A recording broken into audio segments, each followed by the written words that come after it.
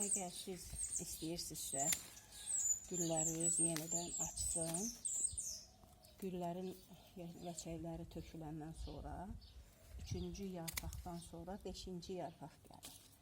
Hər 5-ci yarpaqdan gülləri kəsmək lazımdır. Zibilin ayrı, ləçəklərin ayrı yığırıq. Baxın, 3-cü yarpaq, sonra 5-ci yarpaq. 5-ci yarpaqdan kəsirik ki, təzədən güllər əmələ gəlsin. Tökülməkdə olan ləçəkləri təmizləyirik, bir qaba yığırıq. Onları sonra bir tərəfə tökür, gübrə kimi istifadə eləmək olur.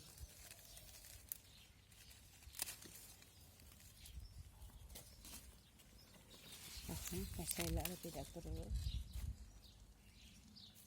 5-ci yarpaqdan bunların hamısını təmiz kəsirik. 5-ci yarpaq. Baxın, belə.